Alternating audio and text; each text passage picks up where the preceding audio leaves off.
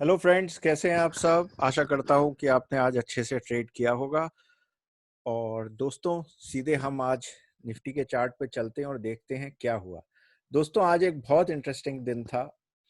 और जैसा कि आपको याद होगा, कल के वीडियो में मैंने आपसे कहा था कि अगर ये गैप अप खुलता है इस ग्रीन जोन के पास तो ये फिर नीचे की तरफ आएगा। और देखिए, ये उसी ढंग से नीचे आया और करीब यहाँ से टर्न हुआ।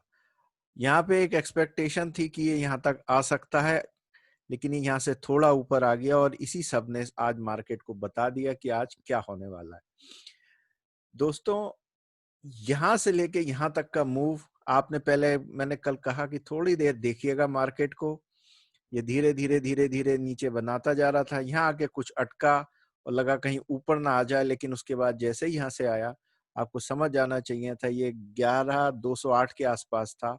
उसके बाद मार्केट गिरता रहा और तकरीबन यहाँ से रिवर्ट बैक होके आपको अगर यहाँ भी स्टॉप लॉस हिट हुआ होगा तो 11,71 पे बंद हुआ है। यानी कि आपको लगभग लगभग 40 पॉइंट आपको यहाँ से बिल्कुल स्ट्रेट फॉरवर्ड, 40 से ज्यादा ही, करीब 20 है 50 पॉइंट यहाँ से निफ्टी के पूरे पूरे मिल जाते।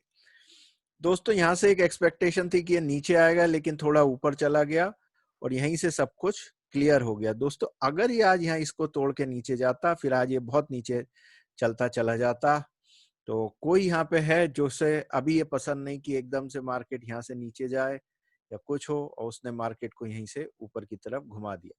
और ये इस बात का संकेत था कि आज मार्केट फिर नीचे आने के चांसेस कम है। आज देखिए, बहुत सारे अच्छे अपॉर्चुनिटीज थी। जैसे यहाँ पे एक अपॉर्चुनिटी थी, शॉर्ट करना था, यहाँ था थोड़ा सा शॉर्ट का स्कैल्प मिलता जो यहाँ तक जा सकता था अगर आप अच्छे से ट्रेड करते। उसके बाद यहाँ पे अपॉर्चुनिटी थी, उसके बाद यहाँ पे थोड़ा सा फंसा हुआ था मामला, लेकिन फिर अपॉर्चुनिटी बनी। यहाँ आके एक आप उल्टे ट्रेड में फंस जाते अगर शॉर्ट करते तो अगर आप एक इस मूव को छोड़ दें तो मेरे ख्याल से आज 4-5 मूव थे जहां ऊपर से शॉर्ट कर सकते थे। कल हम इसी बात को डिस्कस कर रहे थे कि ऊपर से शॉर्ट करना आसान होता है इस तरीके में, और नीचे से शॉर्ट करना थोड़ा मुश्किल होता है, पुट शॉर्ट करना। तो आप पुट करते तो ये वाला पूरा ट्रेड मिलता, लेकिन वो थोड़ा सा डिफिकल्ट है और आपको शुरू में अवॉइड करना चाहिए। दोस्तों, ये निफ्टी का रहा। अब आखिर में देखें निफ्टी एंड कहाँ करी। निफ्टी आवरली 50 ईए में खड़ा हुआ है 11,248 के आसपास, और इससे भी थोड़ा ऊपर बंद हुई है। इससे पहले कि हम कल के लिए देखें, बाकी सब चीजें देखते हैं कि वहां क्या क्या हुआ। आगे देखते हैं बैंक निफ्टी में। दोस्तों, बैंक निफ्टी तो बिल्कुल ही, अगर किसी को ट्रेड करना है तो आजकल बैंक निफ्टी है। मैं पहले लोगों से अवॉइड करने के लिए बोलता था कि नए लोग हो आप या स्किल जब तक ना हो जाओ तब तक बैंक निफ्टी को ट्रेड मत करना। लेकिन यहाँ देखिए, बैंक निफ्टी तो बिल्कुल ऑर्डरली चल रहा है। यहाँ से गिरना शुरू हुआ और सीधे पिंक जोन तक, इस तक आ गया, इस जोन तक आ गया, मैजेंडा जोन तक। और यहाँ से फिर येलो जोन, फिर उसमें शॉर्टिंग, हर बार शॉर्टिंग। और देखिए, एक बार तो यहाँ तक आ गया था, यहाँ कुछ ज्यादा ही हो गया। कोई इस पॉइंट को डिफेंड कर रहा है, ये पॉइंट है 21,486 का, और उसको बाद फिर मार्केट को ऊपर ले गया। मोस्ट प्रोबेबली 21,500 की पुट को वो डिफेंड करने में फिलहाल लगे हुए हैं। आगे क्या होगा कल कह नहीं सकते, वो हम बाद में देखेंगे कि क्या क्या संभावनाएं हो सकती हैं। बाकी स्टॉक देख लेते हैं ताकि ओवरऑल मार्केट पे नजर आ जाए। देखिए, एसबीआई लास्ट में ऊपर आ गया है और यहाँ से इसके पास बहुत अच्छा सा रूम है, यहाँ तक ये पूरा ट्रेवल कर सकता है। एक्सिस बैंक ऑलरेडी मूव कर चुका है इसके ऊपर, और इसके ऊपर जाएगा। कितना रूम बचा है ये कल ही पता चलेगा, क्योंकि यहाँ कुछ रेजिस्टेंस तो है। एचडीएफसी में अच्छा खासा रूम बाकी है। उसके बाद इंडसइंड बैंक में एक रेंज बाउंड सही है, तो इसके आप डायरेक्शन का नहीं कह सकते कहाँ जाएगा। कोटक बैंक, देखिए कोटक बैंक ने आज बहुत कमाल किया था और इसने मार्केट को संभालने में बड़ा मदद की। गैप अप खुला, उसके बाद इसी से ऊपर मार्केट को रखा गया। यहाँ पे एक थोड़ा सा लूज हुआ, उसके बाद फिर ऊपर की तरफ चला गया, तो इसे भी फिलहाल तो मजबूत ही कहा जाएगा। देखिए, रिलायंस में भी एक रिकवरी आई है।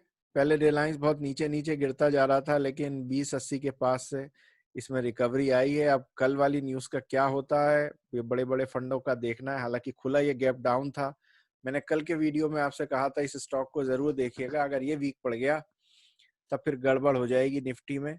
और देखिए फिर ये निफ्टी इसी को ये पूरी वजह से पूरी ड्रैग करी, बाद में यहाँ से हुआ, बाद में साइडवेज होके थोड़ा ऊपर आया है, अब इसी की वजह से थोड़ा बहुत संभला है। अब इसमें वो नीचे की तरफ थोड़ा यहाँ रूम है, ऊपर की तरफ ज्यादा है, देखना है ये किस तरफ ले जाते हैं। कि आप भी रिलायंस पे बेट करेंगे और उसको होल्ड करने की कोशिश करेंगे, या फिर इससे आउट होते हैं।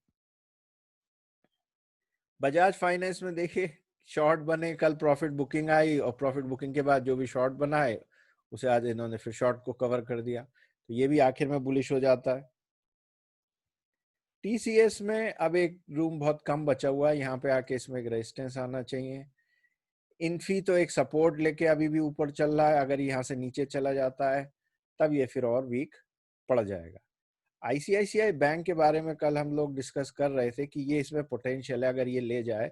इसने कोशिश भी करी लेकिन वहां टिक नहीं पाया, और देखिए इसी के आर्ली 50 EMA के अराउंड कितना इसमें जद्दोजहद हुई, लेकिन फिर भी ये तोड़ के नीचे निकल गया, उसके बाद खूब फॉल हुआ और फिर वीक ही पड़ा रहा, यहाँ तक तो और ज्यादा वीक हो गया था, लेकिन उसके बाद इसने अपने आप को संभालते हुए यहाँ लिया है। अब इसमें भी यहाँ पे एक रेजिस्टेंस मिलेगा।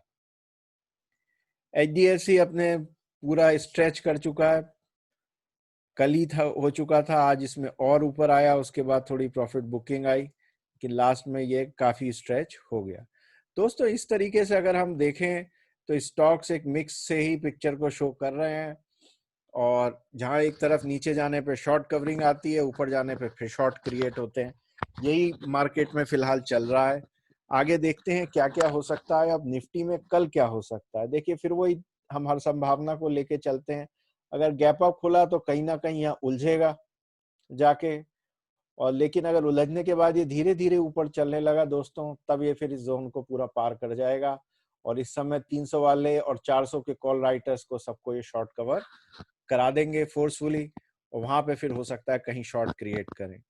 अगर ये थोड़ा सा ऊपर जाता है तब ये फिर इसके नीचे आने के चांसेस बने रहेंगे, साइडवेज होने पर भी ये धीरे धीरे सिंक ही करता रहेगा, और गैप डाउन होता है तो फिर ये इस जगह उलझ जाएगा, और यहाँ से कुछ ऊपर जाता है या नीचे, अगर नीचे जाएगा तो फिर बहुत तेज हो जाएगा इसकी रफ्तार, ये हमें देखनी है। अब हमें यहाँ पे दो बहुत ही इंपॉर्टेंट पॉइंट्स को दोस्तों देखना है जो हमें मिल गए हैं। एक ये वाला पॉइंट है, दैट इज अराउंड 11,150, और एक ये वाला पॉइंट है दोस्तों, दैट इज 11,111, राइट। तो इन दो जगह तो जब तक ये नहीं टूटेंगे तब तक नीचे जाने का कुछ नहीं है, यानी ऊपर से नीचे आएगा भी तो अभी यहीं पे कहीं अटकेगा। अगर ये इसको पार कर जाता है तब फिर नीचे की तरफ बहुत तेज गिरावट आ सकती है, लेकिन उतनी बड़ी गिरावट लाने के लिए इनको भी फोर्स लगाना पड़ेगा, इतने शॉर्ट्स क्रिएट करने बहुत जरूरी हैं कि मार्केट नीचे आ सके। तो आप भी कल देखिएगा कहाँ लेके जाते हैं, और कहीं ना कहीं रह के कल मार्केट जो है बहुत साइडवेज भी पड़ा रहने की चांसेस हो सकते हैं, क्योंकि ऑप्शन सेलर इसमें कल घुसेंगे और वो बहुत हैवी राइटिंग करने लगेंगे। किस तरफ करते हैं दोस्तों ये कल का मार्केट बताएगा, तो जब आपको अपॉर्चुनिटी मिले तब आप उसमें ट्रेड करिए, या तो ऊपर जाए तो शॉर्टिंग का बनेगा, या इससे एकदम से नीचे आ रहा हो तब शॉर्टिंग का इसमें बनेगा।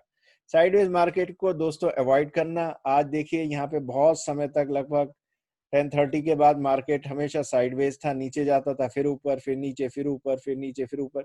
इस तरीके के मार्केट को आप अवॉइड करिए, क्योंकि इसमें आप कुछ पैसा बना ही नहीं पाएंगे। आप कॉल ले लेंगे तो भी उसमें 5-7 पॉइंट के बाद अगर आपने वेट करते रह गए तो उसमें नुकसान हो जाएगा, पुट ले गए तो उसमें नुकसान हो जाएगा। अल्टीमेटली ये मार्केट इस तरीके का बीच वाला कुछ भी कहीं सी को नहीं देखे जाता।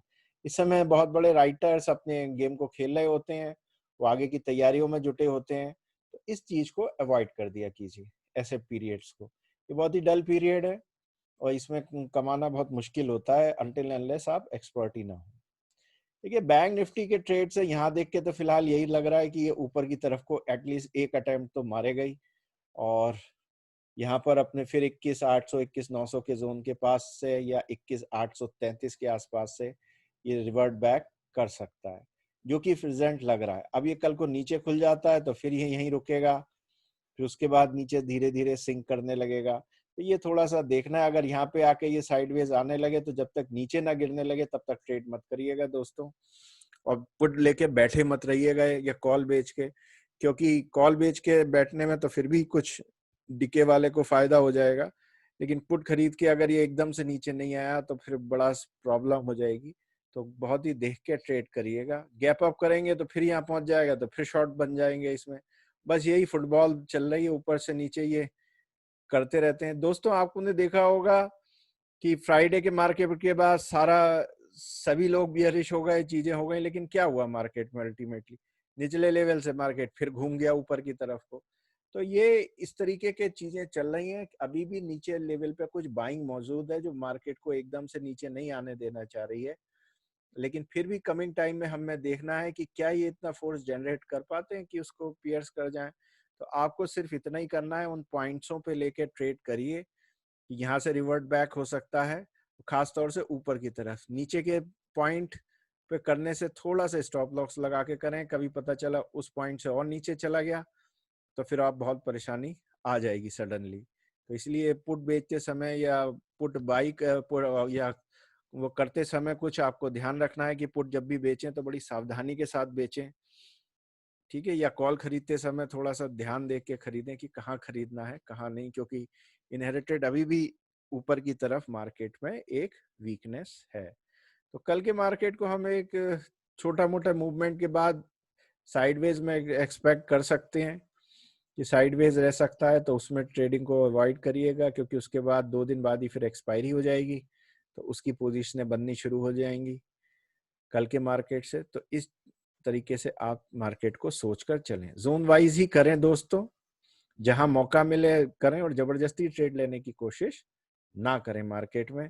धीरे धीरे आप जो है देखेंगे कि चीजें होने लगेंगी, ठीक है? In the last, this is the disclaimer, this whole information just for educational purposes. Please consult your financial advisor before taking any trade. So thank you friends, happy trading, bye bye, thank you very much.